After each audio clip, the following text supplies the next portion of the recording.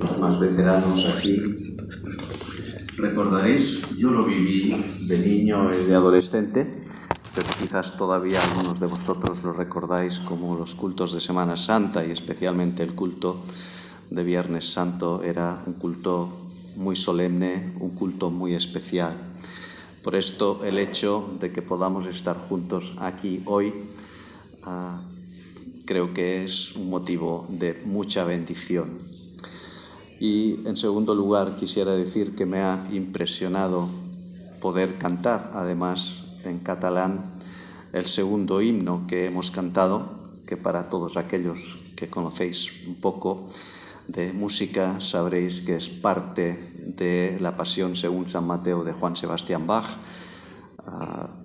La música es literal, las letras están algo adaptadas, pero la música es literal de la Pasión de Bach, una de las obras cumbre de la música universal.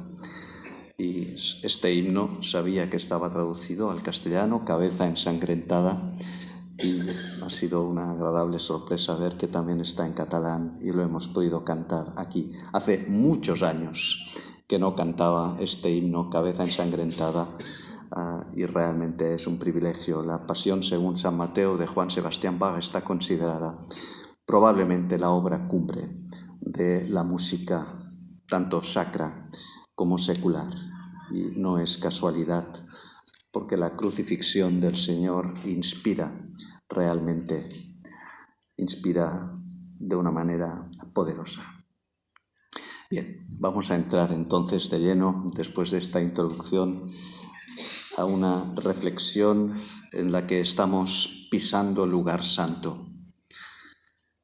El apóstol Pablo, en su conocida oración a los Efesios, en Efesios capítulo 3, les dijo a los creyentes: para que seáis plenamente capaces de entender con todos los santos. Muy interesante este matiz. Es una experiencia comunitaria. Como iglesia no podemos vivirla aislados. Para que seáis plenamente capaces de entender con todos los santos cuál sea la anchura, la longitud, la profundidad y la altura, y de conocer el amor de Cristo que excede a todo conocimiento. Y una de las mejores maneras de estimular estas experiencias del amor de Cristo es meditar en el relato de la crucifixión. Este es el propósito de esta predicación esta tarde. Que podamos salir de aquí todos amando más al Señor Jesús, adorándole y dando gracias. Ser plenamente capaces de entender el amor de Dios, el amor de Cristo, que excede a todo conocimiento. Nos identificamos con los sufrimientos de Jesús, su pasión. Celebramos su victoria sobre el pecado, nuestra salvación, y todo ello nos mueve a la adoración. Y por esto cantamos himnos como el que hemos cantado, y han surgido composiciones como la de Bach y muchos otros libros. Durante las horas que estuvo clavado en el Calvario, el Señor exclamó 7 frases memorables que se han venido en llamar las 7 palabras de la cruz. Fueron sus últimas palabras, el certificado de últimas voluntades del Señor Jesús, su herencia. Con estas breves frases Jesús pronuncia el mensaje más profundo que se haya predicado jamás, y un mensaje que viene a ser como un resumen de todo el Evangelio. Es como una síntesis, el Evangelio en miniatura y una expresión formidable del carácter de Jesús. Es en estas 7 palabras, es en este sermón en la cruz, donde vemos lo más extraordinario del carácter de nuestro Señor y del plan divino para el ser humano. Es en la cruz donde la belleza del carácter de Cristo alcanza su máximo esplendor. En la hora de la mayor oscuridad, sus palabras brillan como oro refulgente. Llevo muchos años meditando en este pasaje y cada año me dice algo nuevo. Obviamente nos ayuda, me ha ayudado y nos ayuda a amar mejor al Señor, pero también me ha ayudado a tratar con gracia, con misericordia, con amor a mi prójimo y especialmente aquellos a los que humanamente es difícil amar, aquellos que realmente son personas como las que veremos hoy que rodearon al Señor en la cruz, complicadas, difíciles, por las que no te sale un amor espontáneo. Las 7 palabras de Jesús en la cruz nos moldean, no solamente como creyentes, sino que es un mensaje aplicable a todo ser humano, porque ahí tenemos un manual de instrucciones, un manual de relaciones personales y sobre todo en la hora de la dificultad, del sufrimiento y de relación con las personas difíciles. Hasta la muerte del Señor en la cruz, para los romanos en el imperio, la cruz era símbolo de tortura y de muerte. A partir del momento de la crucifixión, la cruz se convierte en símbolo de amor y de vida. Tortura y muerte se convierten en amor y vida. Esta es la maravilla del mensaje de la cruz. Por esto es el símbolo por excelencia del cristianismo. El crucifijo en la Iglesia Católica Romana, la cruz vacía, porque nosotros ponemos el énfasis en la resurrección, los evangélicos, los protestantes, pero la cruz es el símbolo de referencia porque pasó de ser símbolo de dolor, tortura y muerte a ser símbolo de amor y de vida. Antes de considerar estas palabras, necesitamos conocer el corazón del que brotaron estas palabras, el corazón pastoral de Jesús. Por ello, mi primer punto esta tarde es precisamente este, el corazón pastoral de Jesús. Si entendemos mejor el corazón del que brotaron estas palabras, nos será más fácil entender las palabras. La sensibilidad de Jesús hacia su prójimo, su amor y preocupación por los que estaban a su lado, alcanzan en estas frases un clímax apoteósico. Vamos a verlo. No sé a cuántas personas habéis tenido ocasión de acompañar en su muerte, en sus horas terminales, en sus días previos a la muerte. Los que habéis vivido esta experiencia, habréis observado que lo más natural en las horas previas o los días previos a una muerte es que la persona se concentre en sí misma, en sus pensamientos y emociones. Hay como un ensimismamiento lógico y comprensible. Esto es así cuando la muerte es por enfermedad y se ve venir, muchísimo más cuando la muerte es por una condena. Todos entendemos que en la hora de la muerte el centro no son los demás, los que te acompañan. El centro es el que está a punto de partir.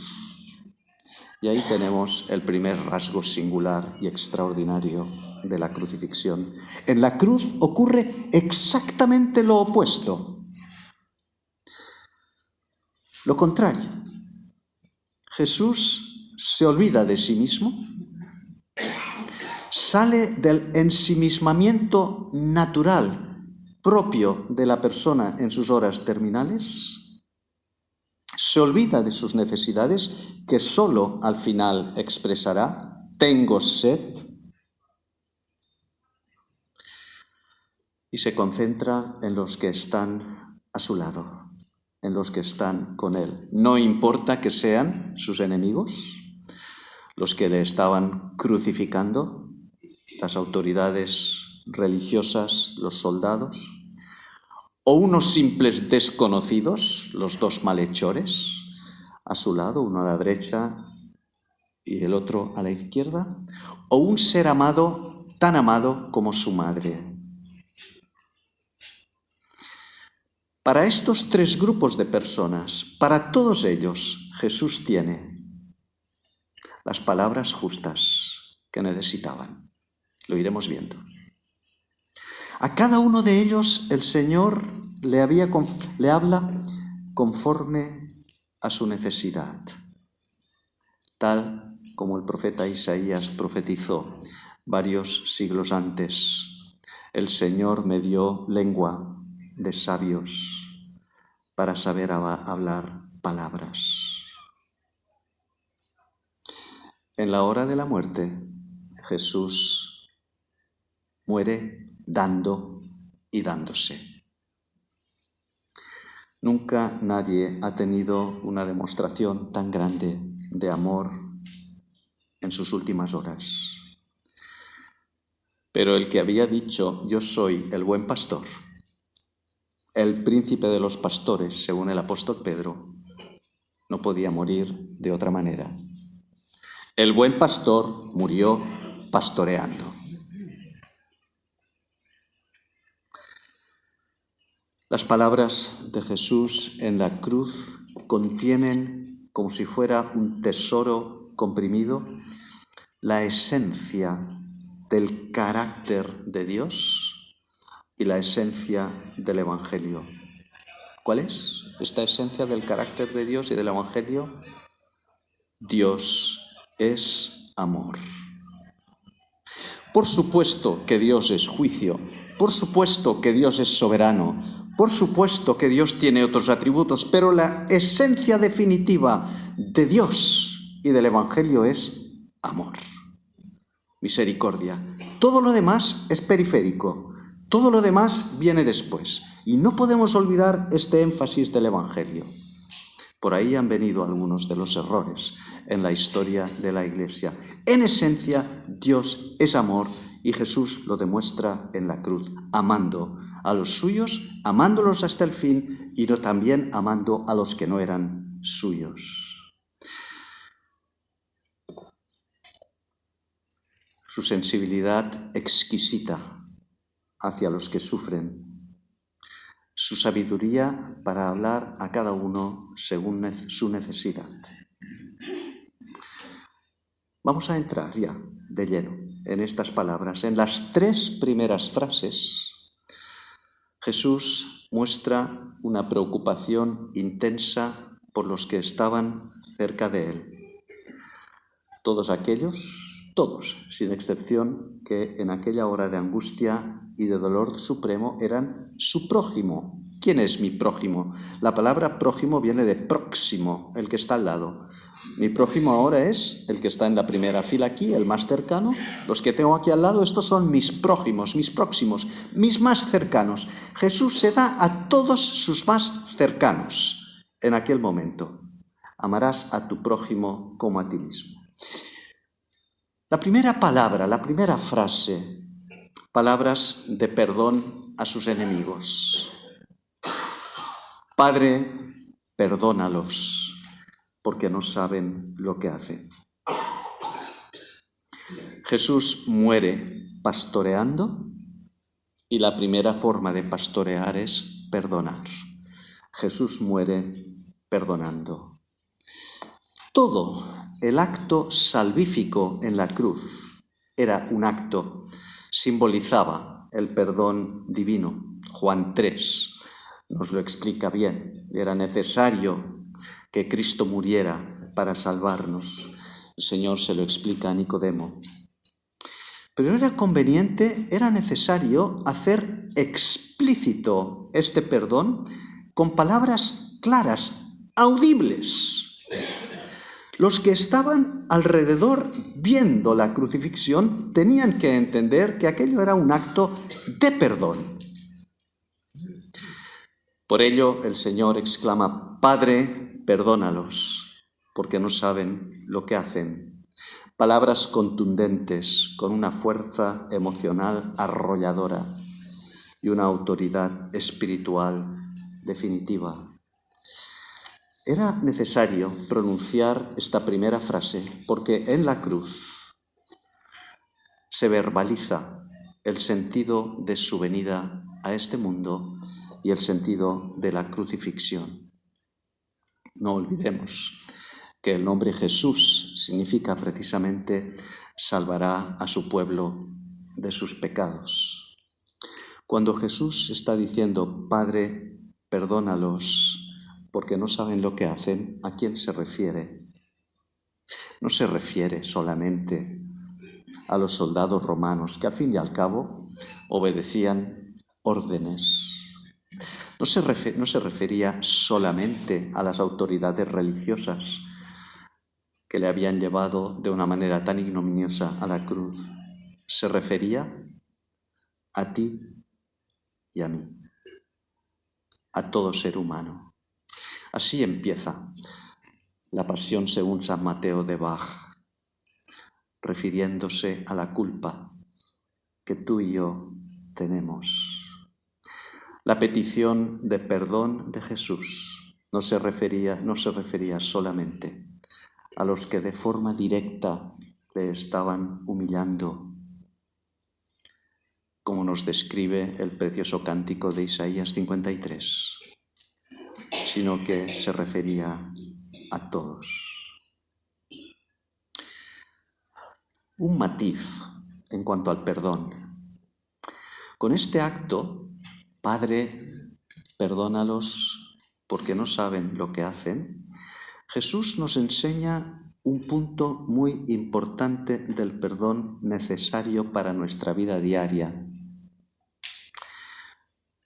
La reconciliación requiere dos partes. Para que haya reconciliación se requiere dos partes que se pongan de acuerdo en querer reconciliarse. El perdón no. El perdón puede ser unilateral. No requiere dos partes. A diferencia de la reconciliación, yo puedo y debo perdonar aunque mi ofensor no me haya pedido perdón. No debo esperar a que me pidan perdón para perdonar. Si Jesús hubiese esperado perdonar a los que le estaban matando, no habría perdonado. ¿Recordáis el primer mártir de la Iglesia primitiva? Y creo que no es casualidad que fuera el primero, porque de alguna manera marca un modelo, un paradigma. Esteban. ¿Cómo murió Esteban? Bajo la furia de las piedras que le estaban destrozando el cuerpo y la cabeza, tiene la lucidez necesaria para exclamar, mirando al cielo, exclamar, ¿qué exclamó? Padre, perdónalos, porque no saben lo que hacen. Esteban fue el primero en imitar de forma modélica a su Maestro y Señor. Tú y yo somos llamados a hacer lo mismo. Palabras de perdón hacia sus enemigos. La primera frase, la primera palabra. En segundo lugar, de cierto te digo que hoy estarás conmigo en el paraíso. Palabras de salvación a un malhechor. Jesús murió pastoreando, Jesús murió perdonando, y otra forma concreta de manifestar este pastoreo es salvando, por supuesto. El pastor, el buen pastor, su vida da por las ovejas. Probablemente los dos malhechores que acompañaban a Jesús, delincuentes comunes o quizás acusados de sedición por razones políticas, no lo sabemos exactamente. Probablemente estos dos malhechores nunca habían cruzado palabra con el Señor. La historia es bien conocida. A las puertas de la muerte, uno de ellos tiene temor de Dios y le ruega a Jesús: acuérdate de mí cuando vengas en tu reino. ¿Qué es necesario para ser salvo? ¿Cómo puedo llegar a ser creyente? ¿Qué he de hacer para convertirme? Estas preguntas nos las han hecho a todos nosotros, personas. ¿Qué he de hacer para ser salvo? En estas 7 palabras de esta frase tenemos la respuesta. Tan sencilla, tan profunda, tan difícil como decir: acuérdate de mí cuando vengas en tu reino. Porque estas palabras implican un reconocimiento extraordinario del poder de Jesús, de su capacidad para perdonar y para salvar. Impresionante convicción de sabiduría, de pecado, de justicia y de juicio que el Espíritu Santo pone en aquel hombre en su agonía final. No tenía prácticamente ningún motivo para conocer nada de Jesús aquel hombre, y sin embargo al final tiene la clarividencia para decirle esta frase luminosa. La respuesta de Jesús es tan inmediata como clara. Jesús, de nuevo, le dio ningún motivo para conocer nada de Jesús aquel hombre, y sin embargo al final tiene la clarividencia para decirle esta frase luminosa. La respuesta de Jesús es tan inmediata como clara. Jesús de nuevo le da aquello que más necesitaba en aquel momento. ¿Qué es lo que necesita una persona en la hora de sufrimiento máximo? Esperanza. Esperanza. Palabras de esperanza. Palabras de perdón. Palabras de esperanza. La esperanza que nace de la salvación en Cristo. Y por esto el Señor le responde: de cierto te digo que hoy estarás conmigo en el paraíso. Otro matiz práctico. Veis que las 7 palabras de la cruz no son un sermón solo lleno de lecciones teológicas preciosas, es también un manual de vida para la vida práctica de cada día. La actitud de Jesús llena de misericordia, y este hecho de la salvación del ladrón en la cruz, ambas cosas nos recuerdan que es posible ser salvo en el último minuto, in extremis, en el tiempo de descuento. Uno puede ser salvo. si de veras se invoca al Señor de todo corazón, como el malhechor en la cruz, desde lo profundo del alma y con humildad. He tenido ocasión de vivir a través de mi esposa, que el Señor le ha dado, creo que un don especial para este tipo de situaciones, el ver cómo personas, en este caso familiares, se convertían ahí, en el tiempo de descuento. In extremis. Qué precioso es vivir toda la vida para el Señor, pero qué precioso es morir en el último momento con el Señor.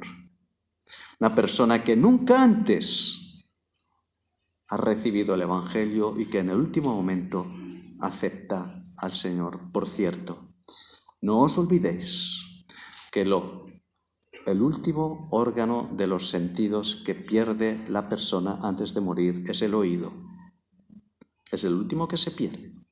Y no os olvidéis, como nos está demostrando la ciencia hoy en día, las neurociencias, que lo que nosotros pensamos que son estados vegetativos de inconsciencia en la que no se enteran de nada, se enteran mucho más de lo que nosotros creemos. Digo esto entre paréntesis porque es algo que la ciencia hoy en día está demostrando. No perdáis la esperanza de predicarle el perdón del Señor y la salvación del Señor a vuestros seres queridos en los momentos finales. Y ahí lo vemos. De ahí deriva el concepto católico romano de la extrema unción. Extrema unción, la unción en el último momento que tiene ciertamente su razón de ser. Palabras de perdón a sus enemigos, palabras de salvación a unos malhechores. En tercer lugar, la tercera frase, palabras de protección a su madre. Aquí llegamos a uno de los momentos más tiernos de la vida de Jesús y ciertamente el más tierno de toda la crucifixión. Este punto lo relata Juan. Cuando Jesús vio a su madre, dijo al discípulo Juan, señalándole no, pero dijo dirigiéndose a Juan, he ahí tu madre. He ahí tu madre. Y desde aquella hora, el discípulo Juan le recibió en su casa. Qué impresionante que las últimas palabras de preocupación y de cuidado por un ser humano que Jesús pronunció en esta tierra, las últimas palabras de preocupación por un ser humano fueron hacia su madre. Es la rúbrica final a una vida entregada para los demás, pensando siempre en los demás y en cómo servirles. Y en esta hora, él no podía olvidarse de su madre. Hora de dolor lacerante para ella. Solo una madre y un padre pueden saber lo que es ver a un hijo en el lecho de muerte y más en estas condiciones. El corazón de María estaba destrozado por la agonía de su hijo, desolada por un final tan trágico. Además, María, prácticamente con toda seguridad, era viuda, por lo que quedaba en una situación de absoluto desamparo social. No había pensiones de viudedad en aquella época, a merced totalmente de la caridad que pudieran hacerle los demás. Pero el Señor, el pastor por excelencia, no podía descuidar su deber de honrar a su padre y a su madre, en este caso, a su madre. Cuán divino y cuán humano al mismo tiempo. Perdón, salvación y ahora bajamos a la tierra y nos preocupamos de que mi madre tenga un seguro, una casa, una comida, un sitio donde estar. La espiritualidad expresada en humanidad, en una profunda preocupación por lo humano. Este último acto pastoral de Jesús, este último acto de amor nos demuestra, nos recuerda, como estamos enseñando en el curso de espiritualidad del CEP, que la verdadera espiritualidad siempre nos hace más humanos, no menos. La verdadera espiritualidad siempre nos hace más humanos. Hemos de desconfiar de las superespiritualidades que nos desarraigan, nos desencarnan de la vida de cada día y de sus necesidades. La primera evidencia de que amamos a Dios nos recuerda el mismo Juan en su epístola, en su primera epístola. Es amar al hermano que tenemos al lado. Y el pastor debe empezar el pastoreo en su propia casa, en su propia familia. Esto lo he enseñado vez tras vez en los cursos de pastoral. Es fundamental que el líder cristiano, el obrero del Señor, entienda que su labor de pastoreo empieza en casa. Y ahí el Señor nos lo demuestra. Por ello Jesús encomienda el cuidado de su madre. ¿A quién? ¿A quién se lo encomienda? ¿A Pedro? Seguro que Pedro podría haber hecho una buena labor, pero este hombre tan impulsivo, tan extrovertido, igual algún día se descuidaba y pasaba un poco de su madre. No, era necesario escoger cuidadosamente a alguien que seguro que se cuidaba de su madre hasta el final. ¿Quién? El melancólico, tierno, intuitivo Juan, al mismo al que se le encomienda escribir el Apocalipsis. A Pedro se le encomiendan otras tareas. A Juan se le encomienda el Apocalipsis y cuidar de la Madre de Jesús. Juan cumplió de forma inmediata la petición y él mismo se encarga de decir en el Evangelio, y desde aquel día la recibió en su casa. Que quede claro que yo cumplí, nos viene a decir Juan, y desde aquel día la recibió en su casa. Ahí terminan las 3 primeras frases. No os preocupéis que vamos bien de tiempo, aunque nos queden 4 todavía. Vamos muy bien de tiempo, pero las 3 primeras son las que nos ocupan la mayor parte. Las 3 primeras frases que nos muestran este extraordinario corazón pastoral de Jesús. Jesús murió pastoreando, dando perdón, ofreciendo salvación y cuidando las necesidades materiales de su madre. Una espiritualidad global que nos enseña a nosotros a hacer lo mismo. Y en la cuarta palabra, con la cuarta y la quinta palabras o frases, Jesús expresa sus propias necesidades. Ahora sí, una vez ha cubierto con las necesidades de su prójimo, ahora se centra en sus propias necesidades, que también las tenía. Interesante que Juan en el texto utiliza esta expresión después de esto.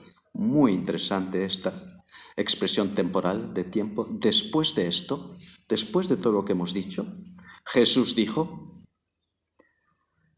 tengo sed. Y quinta palabra, quinta frase: Dios mío, ¿por qué me has desamparado?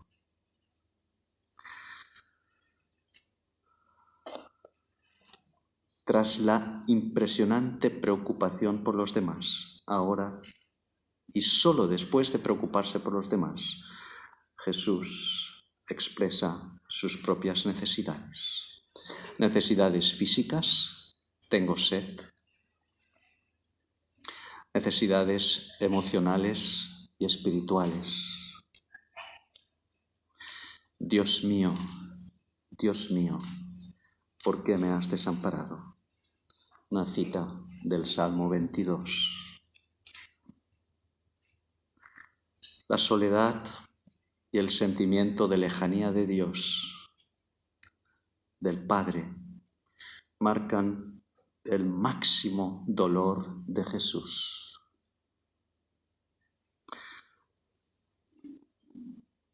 Porque no hay mayor infierno que la separación de Dios. Y ahí Jesús experimentó el infierno. Porque en el momento mismo en que carga con el pecado de todos nosotros, el tuyo y el mío, es como si el cuerpo de Jesús se hubiera cargado, permitidme una metáfora tan imperfecta, pero que creo nos ayuda a entenderla, es como si el cuerpo de Jesús se cargara de electricidad y nadie le puede tocar porque si le toca se electrocuta. Pues bien, lo mismo ocurre con el mal. En aquel momento Jesús está absolutamente lleno del mal de todos nosotros y no podía tener ningún contacto, cero contacto con el Padre. Debía haber una distancia de seguridad moral con el Padre.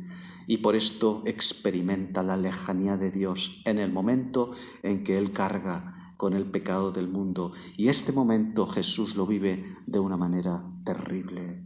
Dios mío, ¿por qué me has desamparado?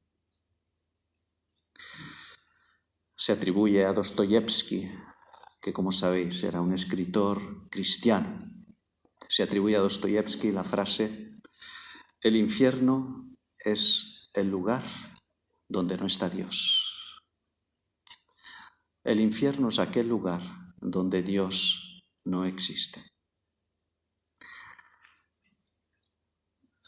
Muchas personas en nuestros días experimentan este infierno y buscan desesperadamente en otros sitios, por desgracia no en Dios. Jesús sabía que este momento era inevitable, la separación de Dios, porque el Padre, como hemos dicho, no podía tener contacto con el pecado. Vamos concluyendo. El más grande sermón que se haya predicado jamás, resumen del Evangelio, expresión gloriosa del carácter de Cristo, termina con una frase llena de serenidad, de confianza y de esperanza. Así se acerca Jesús a la muerte y así se acerca cada uno de nosotros que hemos puesto nuestra fe en Dios a la muerte, y así puede acercarse todo ser humano si tiene al Señor en su corazón. Serenidad, confianza y esperanza. Padre, en tu mano encomiendo mi espíritu.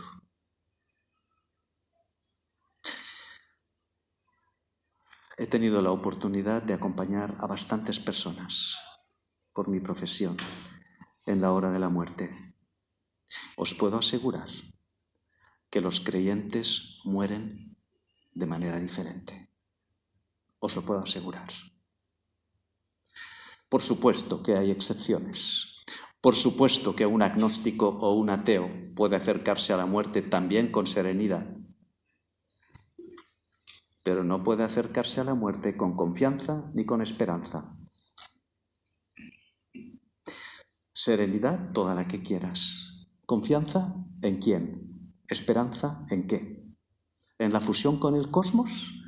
¿En ser polvo de estrellas? ¿En reencarnarse en gato o en perro? Solamente el creyente en Cristo puede morir con serenidad, confianza y esperanza. Padre, en tus manos encomiendo mi espíritu. Y termina con la séptima y última palabra, la séptima y última frase. Consumado es. Consumado es. Un clamor de victoria. Cristo ha ganado. Consumado es. Lo he logrado. Ha terminado. Hecho está. Lo he ganado. Consumado es. Todas estas ideas son las que se comprenden en esta última frase. La crucifixión no termina en muerte, termina en victoria. Consumado es. Esta frase lo sellaba todo. Esta frase sellaba no solamente la crucifixión, sellaba la vida de Jesús y sellaba toda la etapa que se inició desde Génesis 3:15, cuando se profetiza la venida de Cristo al mundo. Concluimos. Y permitidme 3 minutos, 2-3 minutos, porque la conclusión es muy importante. ¿Cuál será mi reacción, nuestra reacción ante este relato, ante estos hechos? Hechos históricos, pero con una profunda significación espiritual. Mi reacción, y estoy seguro que la de la mayoría de vosotros, es que este Jesús nos atrae con la fuerza irresistible de su amor. El Jesús que muere pastoreando, salvando, perdonando, cuidando de su madre. El Jesús que deja sus necesidades personales para el final, pero que puede finalmente decir consumado es un Jesús cuyo amor tiene una fuerza irresistible. El poder de atracción de este hombre era tan singular e intenso que el centurión, hombre curtido en 100 y 1000 ejecuciones antes, el centurión dice, asombrado, verdaderamente, este hombre era hijo de Dios. La fuerza de atracción del amor de Jesús es la fuerza de atracción de la cruz. Porque se cumple lo que él mismo profetizó. Qué tremendo versículo, que a veces no le damos la suficiente importancia. Dice Jesús en Juan 12, yo, si fuere levantado, levantado se refiere a la cruz, si fuere puesto así, si fuere levantado, ¿qué dice detrás? A todos atraeré a mí mismo. Jesús nos atrae.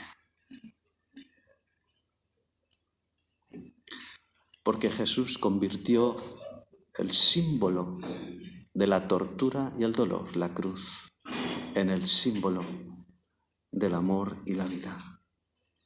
Por esto nosotros le amamos y le adoramos.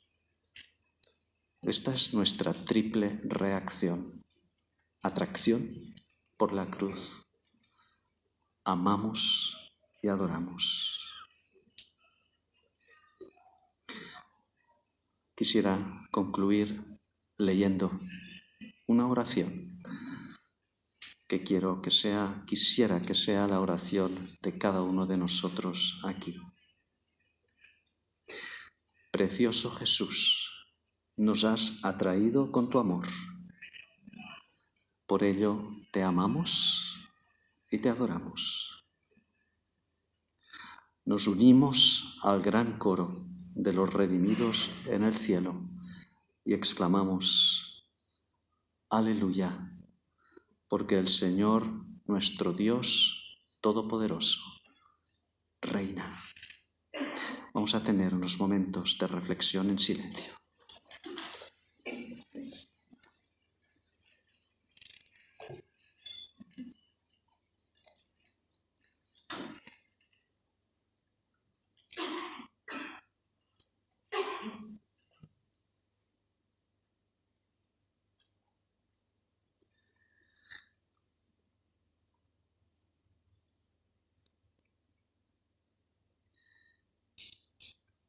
Señor, la fuerza de tu amor irresistible nos atrajo.